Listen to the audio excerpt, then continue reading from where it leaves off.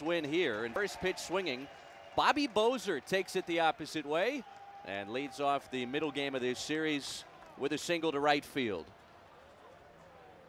Oh, and he greets Luke Harrison with a wrong way base hit. Harrison was scheduled to graduate this morning, but he skipped the ceremonies to focus in on this start. Texas 10-2 in his first 12 outings. Well, he's been their mainstay on that Saturday, meaning he flips the series for Texas so far this year.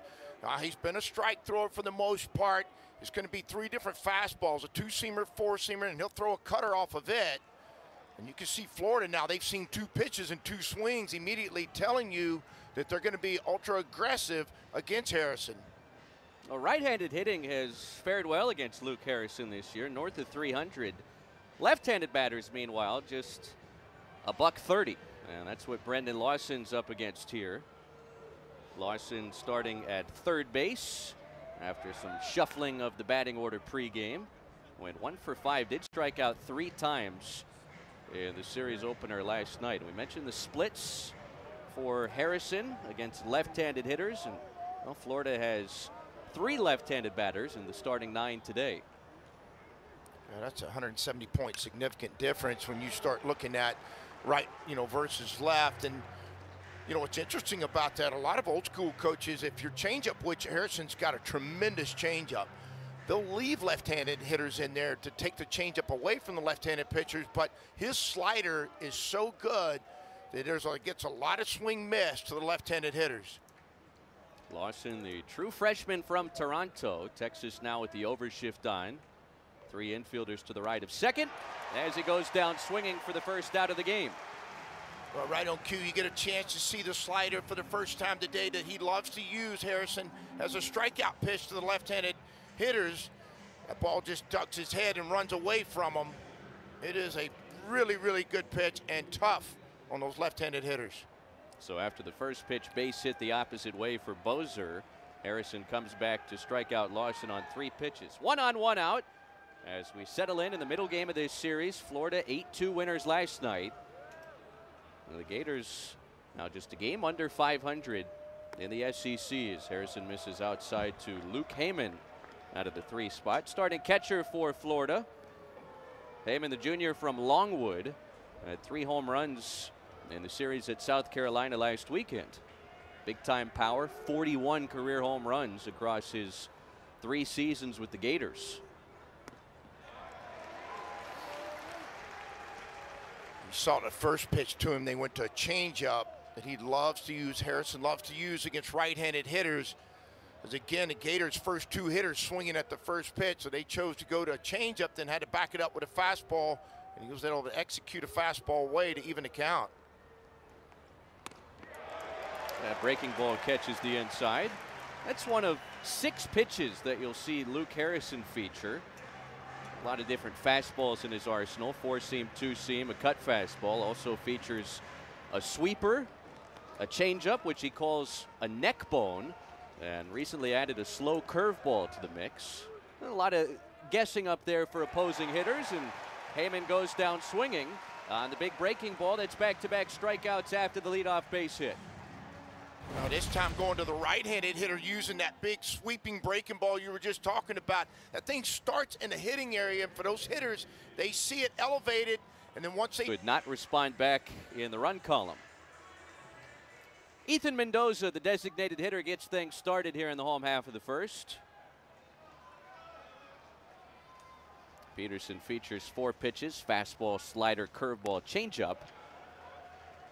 And a get me over 93-mile-per-hour fastball to start Mendoza's afternoon.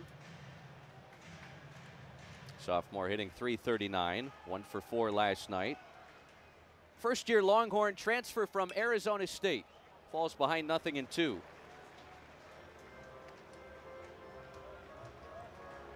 back to last night's game. I mean, Florida got off to such a good start, obviously, with the 6 runs.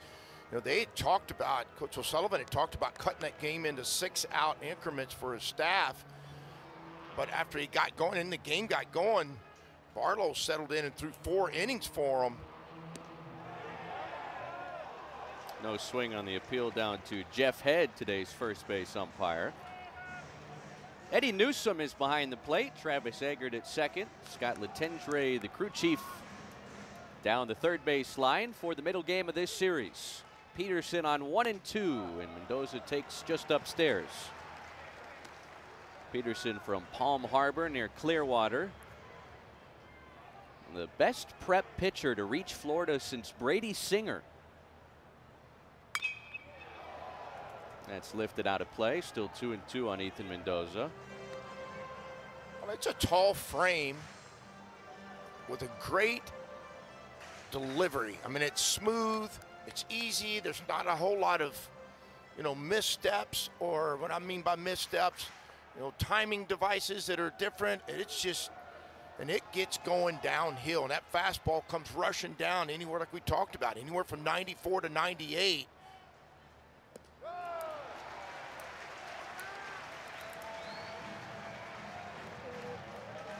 Well, Jim Schlossnagle teams, and we'll talk more about it later in the afternoon, but they see a lot of pitches. Mendoza works a full count here and tied up on the 3-2 swing as it goes down swinging. There's a look at that downhill left to right fastball. Look at that thing just explode and keep running in on Mendoza, and he's doing the best he can just to try to find a way to foul that ball off, but it just keeps rushing in there with tremendous velocity and finish to that fastball. Fourth in the conference in strikeouts per 9 innings. This Florida staff, one of the better strikeout per 9 inning pitching staffs in the country, ranked top 5 in that category. So they miss a lot of bats. And Peterson especially, as he faces Rylan Galvan, the junior from Sinton, Texas, starting catcher for the Longhorns, enjoying a nice season. Trying to bounce back, struck out 4 times when hitless in 5 at-bats last night. Line drive and a base hit into the left field corner. Extra bases for Galvan, and he'll ease into second with a 1-out double. A fastball in, a added 106 miles per hour. On Texas' second batter of the game today, they have an extra base hit. Only had 1 extra base hit all of last night. Now Flores goes after the first one, fouls it straight back. Jalen Flores, the starting shortstop from San Antonio, .313 this year with men in scoring position. Scored one of the 2 runs for the Longhorns last night.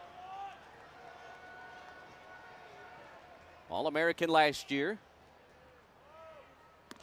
And he takes just off the outside. 95 miles per hour from Peterson.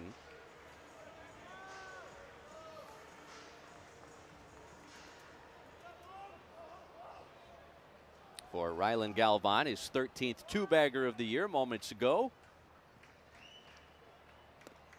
And Flores waves over the top of the big breaking ball from Peterson. 1 ball, 2 strikes. One of the things about Jalen Flores this year and the Texas team overall, they've been incredibly opportunistic. When they've had opportunities, other team gives them one, or the game presents one, or they earn one, they've been able to take advantage of it. That's drilled, but tailing foul. It had home run distance off the bat, but kept curling further and further into foul territory as it got near the foul pole down that left side, where it's 340 here at UFCU Dish Falk Field. A bit closer down the right field side, 325 here. Well, Texas losing just its 2nd conference game at home all season last night. As Flores pops it up, out goes the shortstop Bozer for out number 2. That time, Peterson was able to get Jalen Flores to get out in front of that breaker. Now, remind yourself, if you're watching this, you're trying as a hitter, you're having to stay in touch with and on time with a 95 to 98 mile an hour heater. And that time he spun that breaker in there and got Flores out in front, got him to pop up. Kimball Schuessler out of the cleanup spot. Taps the first one foul. Well, we showed you Schuessler's numbers over the last month. Has been the most consistent hitter in this Texas batting order, and in large part to his success in these spots. .382 this year with runners in scoring position. He does such a good job of bringing the whole field into play. He doesn't necessarily go up there trying to pull everything. He'll drive balls the other way. Couldn't check his swing.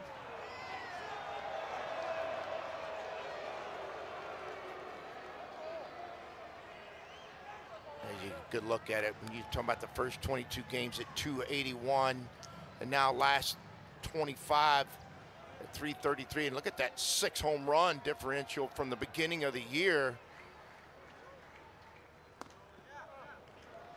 I think that's more about the types of pitches you swing. You have to have strength and power and bat speed to create home runs, no question about it, but it's also about the type of pitches you swing at.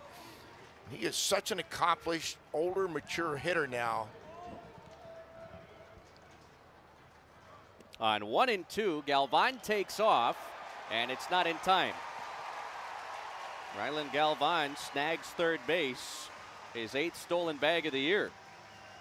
If you're going to steal third base with 2 outs, you got to know you've got a great opportunity to do it. You don't want to make the third out at third base. And Rylan Galvan this year has been able to steal third base oftentimes. And that creates a little more opportunity for the hitter. A balk, an error, and now we've got timeout and confusion being called from the hitter, and then the Florida dugout upset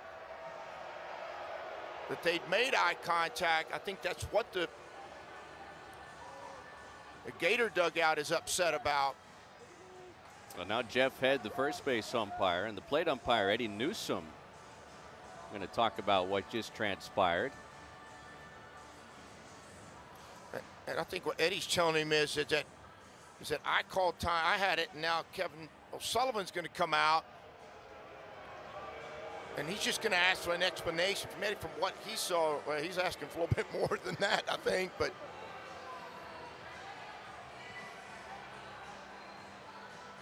Probably talking about best places to eat after the game. You can see he's animated about something and upset about the timing of the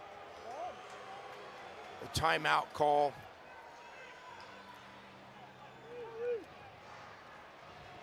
You had a few of those spirited discussions. Indeed. No, indeed. In your long coaching career. In this game long enough, you're going to have a few. All right, so after all that, it's 2-2 on Kimball Schusler as Texas tries to cash in that 1-out double. 2-2. Swing and a fly ball into center field. Yost, a couple of steps back, and he squeezes out number 3. Right. It's that they've got, you get a good look into their dugout. The confidence these guys have on the mound now, they just continues to grow. I think they've had the offensive confidence and their creativeness now on the bases. And again, it's a, you stated at the beginning, it is a really red-hot Reptile team right now. Yeah, they've really gone about that nickname the way they've played the last month. A lot of people had written them off after they opened the SEC season just 1-11. They got swept 3 times. Yeah, but they were injured too. I mean, they lost 2 starters before they even threw a pitch and to injuries, and then they had a couple of other injuries. They're playing without one of their best hitters right now, Shelton, the shortstop. And I mean, they've just have been. It's hard when you've got that many injuries. You start off the season, but they've got tremendous pride in that program. They've won a lot of baseball games. You go to Omaha as many times as they've been. You got a lot of pride in how you do things, and you may be 1-11, but you're not going to quit. And those guys surely have not. And you see what they've done since losing their first 4 series. They've bounced back and suffered just 2 losses in SEC play the last 4 weekends. Close miss on 2-2 to Blake Sear, and that fills the count. I think Harrison thought, and I think Galvan both thought that breaker came down just enough to catch the top of the strike zone. Payoff pitch from Luke Harrison on the way. And it's back up the middle for a leadoff base hit. So Florida with its second single of the early innings. Bobby Bozer led off the game with a single, but didn't get any further than that as Harrison would come on back to strike out the final 3 hitters of the inning. Sear and Bozer both having up the middle the other way approaches to Harrison's fastball. When he didn't get the call on the breaker to pitch before, he goes back to the fastball. Sear able to drive that ball right back up the middle. A base runner for Brody Dene, who swings at the first one. That's Rodriguez, who had an opportunity to, at the very least, cut down the lead base runner, but took his eye off the baseball, and everybody's safe. The overshift on with Rodriguez, the second baseman, playing on the shortstop side of the bag. And that's a scenario there where he would have liked to take that to the bag himself and fire down to first, and they probably would have turned two. Yeah, I think they were going to get two. It looked like Rodriguez looked up right as the ball got to him, trying to decide if he was going to go touch the bag and or feed the ball towards the bag to Flores to try to complete the double play. So 2 on, nobody out for Florida, and it's Hayden Yost, the reigning conference player of the week, bunting the first pitch foul.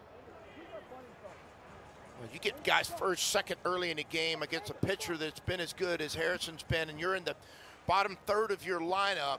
A lot of coaches, if that's part of your offensive philosophy, you'll go to a bunt play to try to move runners second, third with less than 2.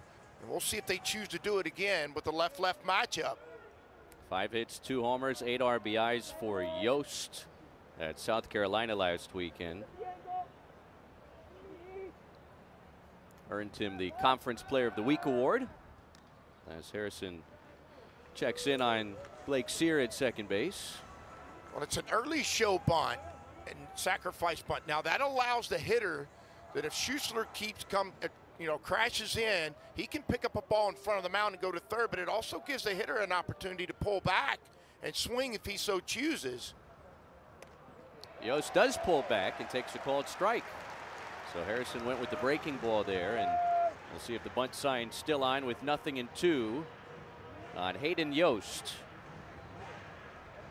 Probably not, with the way he swung it the last couple of weekends. Third baseman Casey Board was still playing even with the bag. Everybody else at normal depth. And Yost fouls back the 0-2. Well, the 3 hits, was on base a total of 4 times last night. Knocked in 3 of the 8 runs for Florida. Well, they've still got him hitting in the bottom third of the batting order, but it's quite a luxury to have a bat like this hitting 7th. Some coaches like that when you got a guy driving in those hitters above you that are some of your higher average hitters. That's bounced to first. Schuessler will throw to second, and it's just in time to get Dene. So they keep the ground ball double play a possibility here, as they'll have him at the corners with 1 out. Yost reaches on the fielder's choice. It was a late developing ground ball. Wasn't hit real hard, so it wasn't going to be an opportunity for 2. So the decision becomes to Schuessler. Do I go touch base, first base, and take that out, and/or do I have the confidence and timing to throw the ball to Flores? And he does, and he executed a great throw, and you mentioned now leaves a double play still intact in the middle of the field to try to get out of the inning. And it's Ashton Wilson with runners at the corners for Florida. Harrison a long look to first base, and that's where he throws. Hayden Yost, second on the club with 13 stolen bases, has only been caught stealing a couple of times. That stolen base is a part of Florida's offense. Stole 3 bases last night, trying to squeeze home the game's first run, and Ashton Wilson bunts it foul. Yeah, that's a safety squeeze where the runner on third, it's not an all-out squeeze where he goes and commits completely to it. You're trying to bunt the ball down the first baseline because the first baseman's holding the runner at first, so you got a bigger bunting lane down the right side, and that allows the runner from third to read whether it's fair or how hard the ball is bunted, possibly back to the pitcher. Trying to bunt again, and this is in the first run of the day. An RBI single to put Florida up 1-0 in the second. Luke Harrison threw a ball, looked like it caught a lot of the plate. And a no-2 count, we'll get another look at it. He's up in the count. Yeah, changeup lands right in the middle part of the plate. He almost pulls it off, with reaching with his glove. Rodriguez the same way, diving up the middle. Either way, it's an RBI single. A 2-strike at bat. For now, because of the error on Danae's ground ball that comes across an unearned run. First ball swinging, taking it the opposite way. Landon Stripling, a late add to the starting 9, will bring home another run for the Gators. It's an RBI double for Landon Stripling to make it 2-0 Florida in the second. I think we've seen now 4 of the Florida hitters go to first pitch swings. He gets a fastball away, and he does a good job of driving this ball the other way. As you mentioned, a late entry into the game, wasn't originally in the starting lineup. Maybe Coach O'Sullivan saw something, statistically or data-wise about Harrison and Stripling's swing, but he inserted him in the game, and he comes up with a double down the left field line. It was initially Justin Nadeau who was penciled in 9th. He was scratched less than an hour before first pitch. That's just the 10th base hit for a left-handed batter all year against Luke Harrison. For Landon Stripling, his 6th double, 17th RBI. Florida threatening to make this another big early inning here in this series. It was the first inning last night that saw the Gators plate 6 runs. A couple in scoring position with 2 already across in the second today. As Bobby Bozer finds himself in a 0-2 hole. They've been aggressive the whole, inning and third that they've been out there hitting-wise. Each of the hitters either swinging at the first pitch or anticipating trying to swing at the first pitch.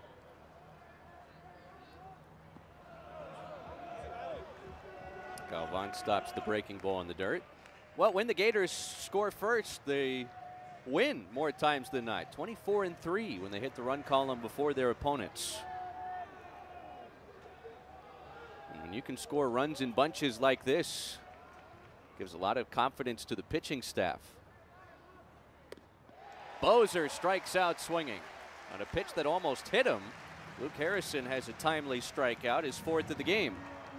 This shows you just how intense this breaker is. Starts middle in. Look at that thing, just keeps running from left to right with great depth.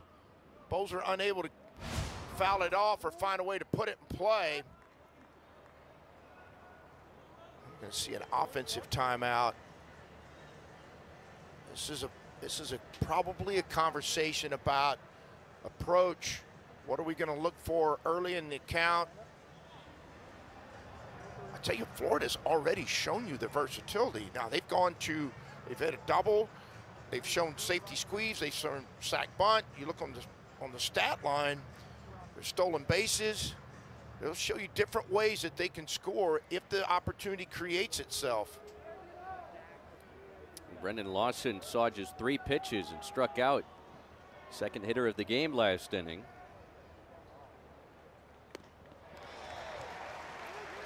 True freshman was taken in the 19th round by the St. Louis Cardinals last summer out of high school, but declined the opportunity to play professionally.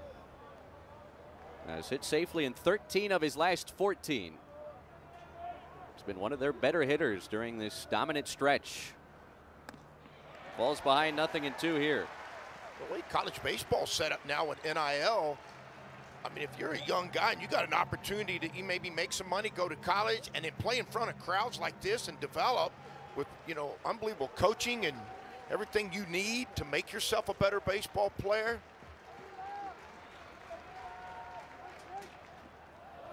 So you're saying the travel and the fanfare is a little more luxurious here in the SEC than low A ball in Bakersfield, California? Yeah, 100% it is. I mean, look, and the beauty of it is in college baseball, you're around some of the best coaching you're going to find on a daily basis, and just the resources now in college baseball. See Luke Harrison step off the back of the mound, making sure that they weren't going to try to steal home. Third baseman Borba's a pretty good ways off the bag. Always have that concern with a runner at third base and a left-hander on the mound. 1 ball, 2 strikes to Lawson. And a nice stop from Galvan on a pitch that almost drilled the lower half of Brendan Lawson. The count level, 2 balls, 2 strikes. Harrison's hit 17 guys this year, so which is quite a few. That time he was trying to throw a fastball in to get him to chase it. I got to think it was also used to possibly set up a breaker.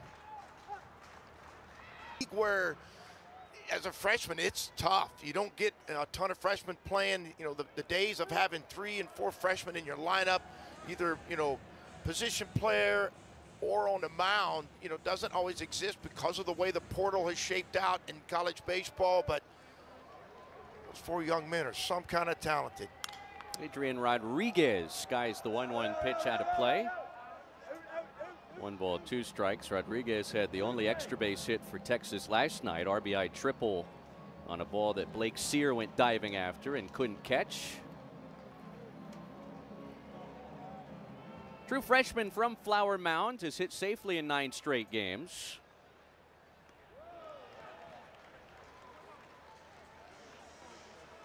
'15 straight on base for Rodriguez, who missed some time early last month with an injury.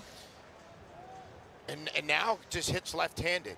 He's a switch hitter and has been, you know, for all of his career, even the youth, as he lands on that ball to right field, it's going to be caught by Wilson. But because of the hand injury, he stayed on the left side, even against the left-handed pitchers, and has had a ton of success against left-handed pitching. A loud first out. They came off Adrian Rodriguez's bat at 107 miles per hour. So if you're wondering how to score that in your book, that's a line drive out, not just L9. L9. Not an F9. And that's 3 straight retired by Peterson after the 1-out double Rylan Galvan hit in the home half of the first. Casey Borba, the starting third baseman, takes a called strike. Borba, an opposite field home run here Tuesday to open Texas' final regular season homestand against Lamar. And a pair of hits and an RBI last night.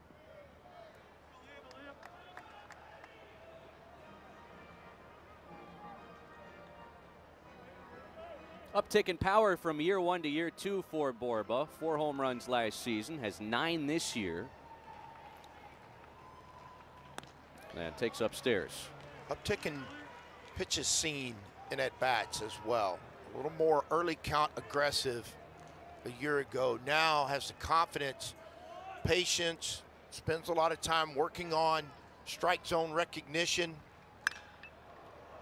And is lifted out towards medium center field. Yost barely has to move, and he puts away the second out. The way the wind's blowing today, and it's coming in from center, which is a northeast wind.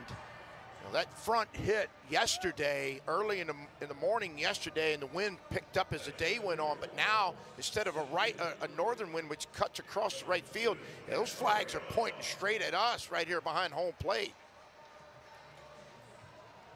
It's what you call a pitcher-friendly day here at UFCU Dish Falk Field.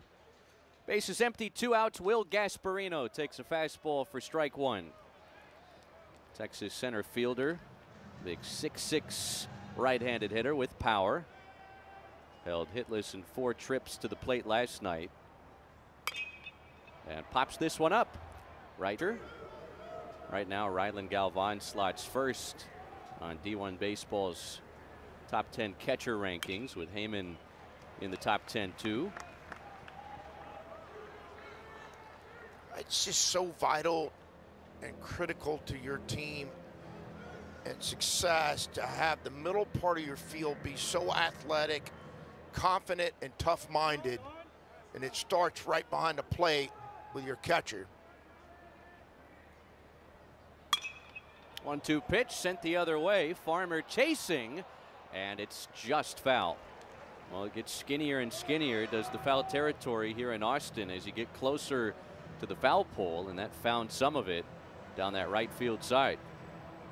So far, the approach from the Gators towards Harrison, right and left-handed hitters, has been able to sit in there as long as you can and drive the ball backside. We've seen line drives up the middle, line drives the other way, right-handed hitters, and then obviously too, left-handed hitters Strickland driving the ball the other way.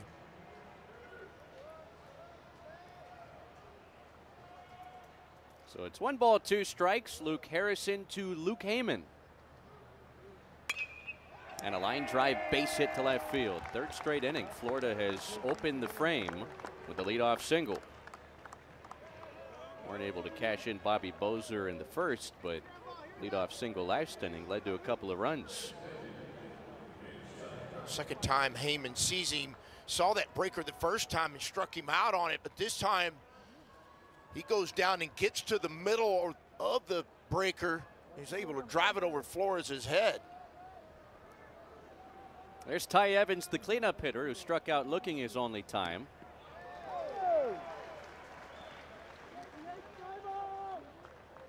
It was about this time last year. Ty Evans' season came to an end when he collided with the outfield wall in a game against Kentucky towards the end of the regular season.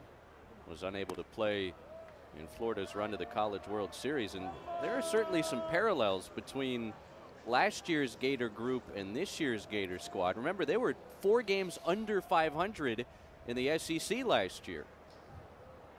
Upset Oklahoma State in the Stillwater Regional. And went to Clemson and beat the Tigers to reach Omaha for a second straight year. You've got to be hot at the right time of year. I mean, you got to hang in there emotionally, physically, keep showing up at the park every day, doing what you need to do to be successful, and then all of a sudden, if you got the talent, see a swing and miss for strikeout on that breaker. If you've got the talent, keep them headed in the right direction. It can happen at the end of the year. Maybe get guys healthy, a lot of different things, similar maybe to what you were just talking about, what's happening for the Gators right now. That's the 5th strikeout for Luke Harrison. Second time he's got Ty Evans. 1-on-1 out for Blake Sear. Single and a run scored last inning.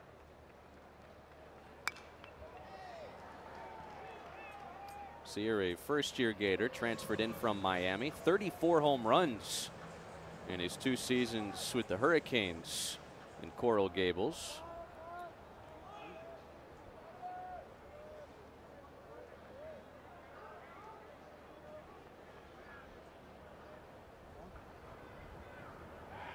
Of course, in this Florida batting order, there's not that guaranteed top 5, top 10 MLB draft pick like there has been each of the last 2 years, with Wyatt Langford 2 years ago, Jack Caglione last season. But there's a lot of balance 1 through 9 in the order, even with some of the injuries that this Gator squad has sustained. You mentioned Cade Curlin, who was one of their better hitters. Rather, Colby Shelton, who was one of their better hitters before going out. But Cade Curlin has missed a lot of time. Kyle Jones, who was a freshman All-American at Stetson last year, was expected to be the everyday center fielder this year. Went down with an injury early in the season. Don't have a ton of depth among their position players, but the guys that have seen time here the last month have taken advantage of it.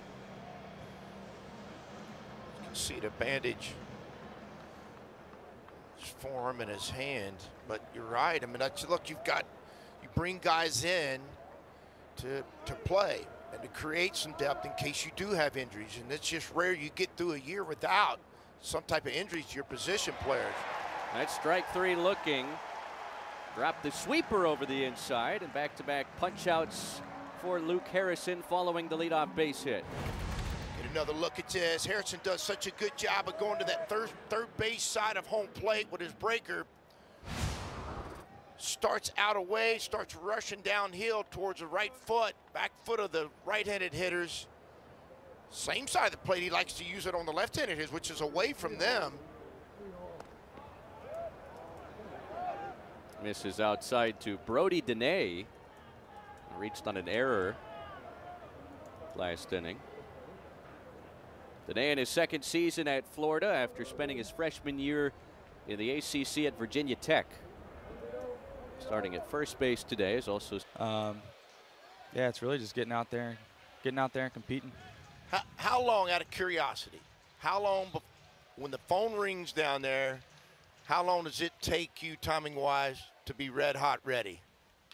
I would say like max 8 pitches, 8-10 pitches. It's quick. It's quick. You just don't want to waste a whole lot of bullets down there. I think when I've been out of the pen before, I've wasted too many bullets. So really, as much as you need to get going, and then it's go time. Well, 2 outside to Tommy Farmer, talking with Grayson Saunier, the junior right-hander from Memphis. Now, you spent the last 2 years in this conference at Ole Miss, jumped in the transfer portal after the season last year. Of course, Schloss takes the job here in Austin. What was that process like for you as you tried to find a new home? Yeah, man. Obviously, you know, we heard a lot about Max and Slosh, and there was really no one I'd rather work with than both of those guys, especially Max. So, and then of course getting to come here and play for this, you know, awesome university it's truly an honor. So it was kind of a no-brainer, and obviously we're having a great year and we're going to keep the ball rolling. All right, Grayson Saunier, kind enough to take some time to join us. Best of luck the rest of the way, and really appreciate your time here this afternoon. Thank you, guys. Appreciate it. Well, Grayson Saunier, and look, even in defeat last night, eating up 5 1/3 innings in a game where your starter gets chased in the first inning can go a long way towards maybe taking these next 2 for Texas. Yep, 100% it can. You don't want to then blast your whole, you know, bullpen. But he did a tremendous job of holding them at bay. And look, all you can ask a pitcher to go out and do at that point is hold them to give your offense a chance, if it can, to get back in the game. And obviously the Florida pitching had something to say about that, but it also prevents you from having to go, you know, to use more guys out of your bullpen that can have an opportunity to possibly pitch today and or Sunday. Jonah Williams lifts it into left field. Sear drifting to his right and makes the play for the second out. So since Rylan Galvan's 1-out double in the first inning, that's 7 straight Gators, Longhorns retired by Liam Peterson.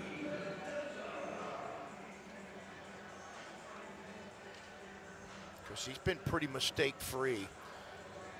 That delivery is a repeatable delivery. It's smooth and easy at arm action. The same, got tremendous hand speed, but so far today, I mean, he has been efficient, and it has been in attack mode at the strike zone. See how Texas fares second time through the order against the hard-throwing right-hander. Ethan Mendoza struck out to open the home half of the first. 1 of 2 strikeouts on the day so far for Peterson. 3-6 with an earned run average north of 6 and 16 starts last year, but started to make some strides late in the season and in the postseason. Certainly has that ace stuff, does Liam Peterson. Complemented by that high 90s fastball. Misses off the outside here. It's 2-1 on Ethan Mendoza. Florida scratching across both of their runs in the second. And that's where we stand with 2 outs and the bases empty in the bottom of the third. Rylan Galvan, who has the lone Texas hit so far, waits on deck as Mendoza's worked a 3-ball 1-strike count. There's ball 4. You just talked about his lack of mistakes. Issues the 5-pitch walk with 2 outs to Ethan Mendoza to put a man aboard for Rylan Galvan. You're right about that. That's going to get a visit. Head coach Kevin O'Sullivan did issue 4 walks in 3 1/3 innings. Pitch count ran up on him at South Carolina last weekend, but he started the continuation of a suspended game, so technically that was a relief outing for Peterson last weekend, and he didn't have to go the necessary 5 to qualify for the victory. Picked up his 8th win of the year. And right now, with Peterson at just 44 pitches, the visiting bullpen is quiet. That was a discussion about the last fastball or 2 he threw. He went pull side with him, meaning towards the first base side of home plate. Opposite, that's an extension side to right-handed pitchers. Like he was just trying to air, you know, really get after it and air it out a little bit much, or a little too much. And it was just like, hey, settle down, slow down. Your velo's plenty good. Stay within yourself and let your arm and your hand work.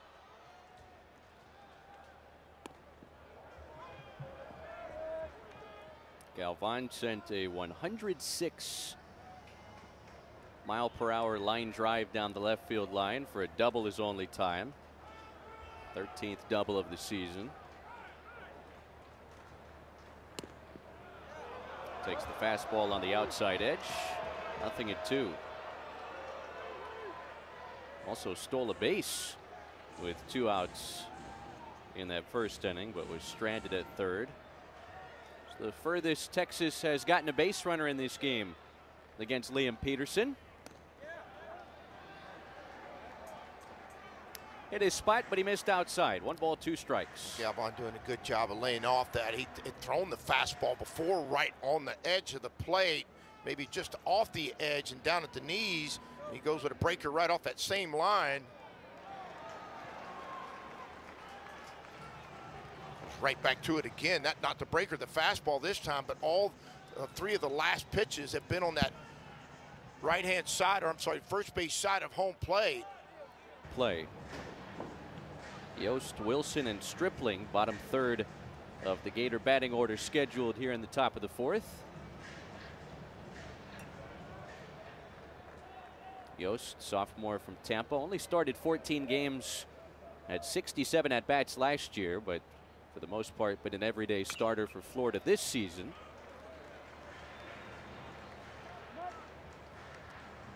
Talking about those different scenarios, I mean, each coach today on the field knows the scenario they're in. So they understand that coming into the game, you know, where they are and what they're trying to accomplish and where they're trying to go, and they're going to manage that way. But the reality is each of them are so focused and locked in on what's going on right now and what is current, which is why also, you know, they understand the big picture. They see the big picture. They talk about the big picture scenarios. Both of these coaches do. But once it's teed off here in this game, they're locked in on this current game. Hayden Yost waves and misses at the big breaking ball from Luke Harrison. And the southpaw records his 7th strikeout of the afternoon. All 7 strikeouts, I think, with exception maybe 1 on a changeup, have all been this big sweeping breaker. He just covers so much territory and is so challenging for right and left-handed hitters. Just 2 strikeouts across Harrison's 4 innings of work at Baum Walker last weekend. And much more elusive against these Gator bats as Ashton Wilson drops down a bunt. And Harrison does a nice job to field his position and records the 2nd out of the inning at first base. If you're a young pitcher out there watching this game and watching college baseball on a Saturday afternoon, this is how you go after a bunt, to get around it with a bare hand and pick it up. Watch him, is so athletic, gets off the mound, even though he's falling off to the third base side, reaches down, picks it up first try, creates a little throwing lane, sidearm throw like a shortstop, makes an accurate throw to first base.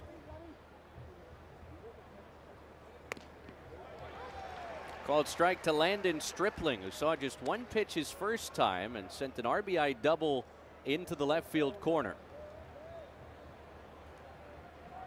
Stripling, a transfer from Texas Tech, started 24 games for the Red Raiders last year. Sophomore from Lawrenceville, Georgia. We mentioned he was a late add to the starting lineup. One of a few changes that Florida made about 20 minutes before first pitch.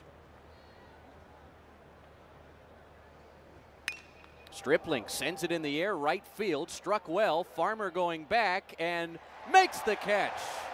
This time he wins the battle with. In college baseball this time of year, so much scoreboard watching, game watching. I was nodding off watching the LSU game, trying to keep my eyes open to see what was going to happen, but it's that time of year. Jalen Flores leading off the home half of the 4th inning. It's Flores, Schussler, and Rodriguez. 3, 4, 5 in the Texas lineup. The Longhorns 2 games clear of Arkansas for the top spot in the SEC. Of course, the Razorbacks with that sweep, should the 2 tie at the end of the regular season, Arkansas would hold the tiebreaker and be the top seed in Hoover for the SEC tournament. Now, there's talks right now, and D1 Baseball put out an article about it earlier this week, that the SEC could receive as many as 14 bids to the postseason. I mean, 14 to the 64 coming from one conference. As Flores takes it the opposite way, but it hangs up for Ashton Wilson, and that's the 1st out of the 4th.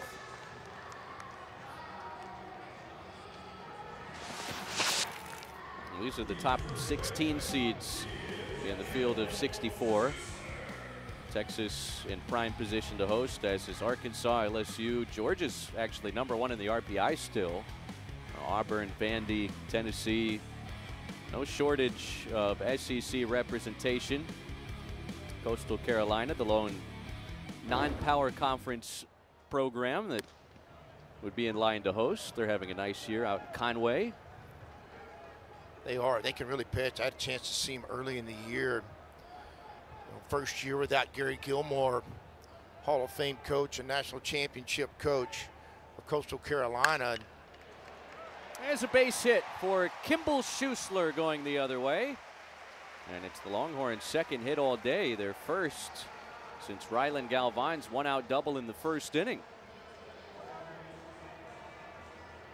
Well, as of now, in the D1 baseball latest projection field of 64, they've got 14 teams getting in from the SEC.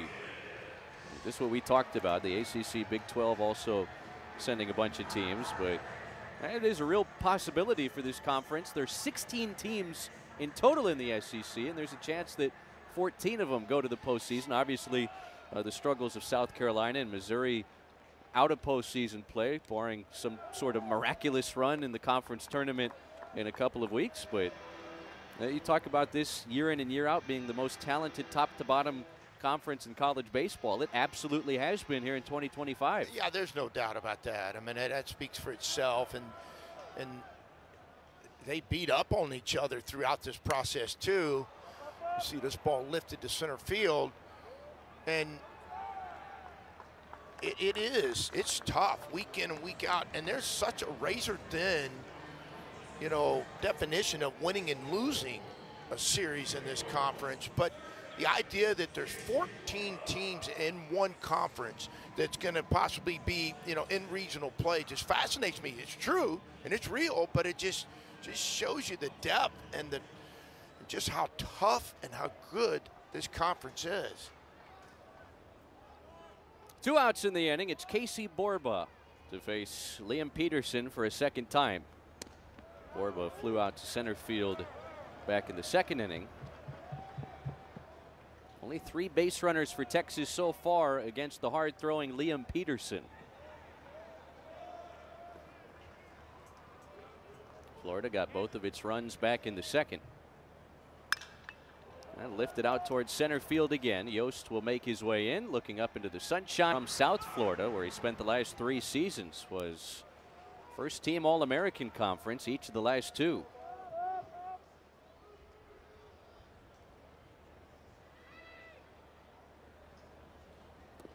His ex-teammates did get the better of him in Florida's final midweek on Tuesday. South Florida beating the Gators 7-1 in Gainesville.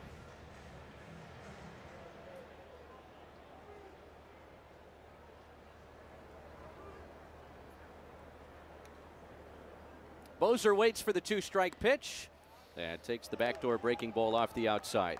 In line with that's got to be an interesting emotion for a young player. To spend 3 years or a couple years at another, university where you know the coaches, you probably know the players, so many people, you've worked hard, you've been in the cages, a lot of those guys, then you turn around a year later and you're competing against them, and I'm sure it's a strange emotion for them.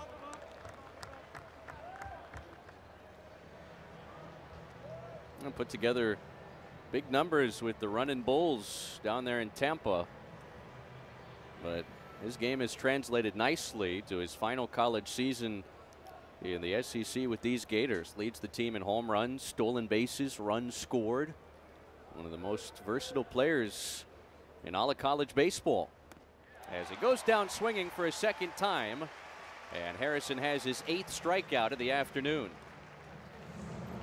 One of the best ways to keep somebody's power from coming into play is to throw pitches like that where you can get them to swing, miss, and nobody else has got to play but you and the catcher. Luke Harrison's had that breaker, that sweeping breaker, working all day today.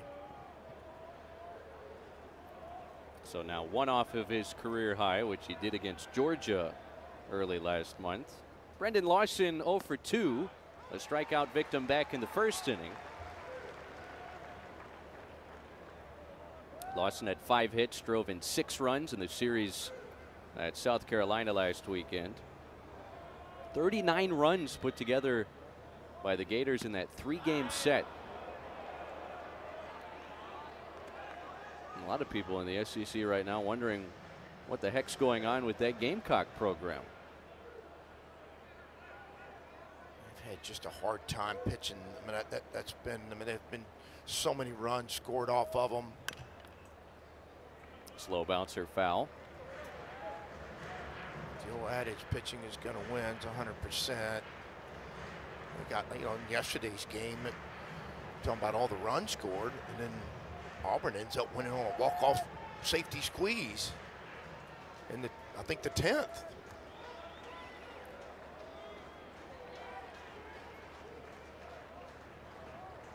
Harrison comes home with a 1-2 to Brendan Lawson. And it misses off the inside. 2-2.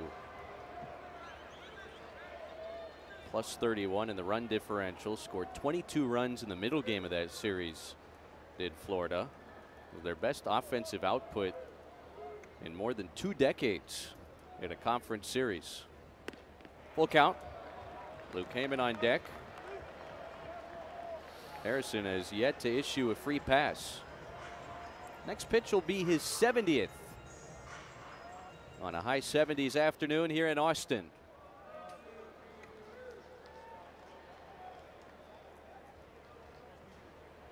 Payoff pitch on the way. And tapped foul. Lawson stays alive. They definitely pitched Lawson different this time. They started the whole sequence off with 2 fastballs in. They threw a changeup, a left-left changeup to him. The 3rd pitch, it's the first time we've seen that big sweeping breaker to Lawson in this at-bat, which 2 at-bats before they used it more than the other pitches, and that was going to. So it is the first free pass of the afternoon issued by Luke Harrison. It's the 23rd walk he's issued in almost 60 innings this year. And a 1-out base runner for Florida in the 5th. Snaps a string of 7 straight retired by the southpaw. And he'll deal with Luke Heyman for a 3rd time, who singled his last time in the 3rd inning. One of the things about seeing a pitcher the 3rd time is you've seen, more times than not, you've seen all of his pitches. You've seen what it looks like. And the depth of a breaker, you start to kind of get in rhythm with it. You start to try to visualize how to get to the middle or to get more of the baseball rather than swinging over the top of it. And as a pitcher, you got to start changing how you're pitching to him. And oftentimes even the side of the plate, you'll go to different sides. There's a ground ball to short.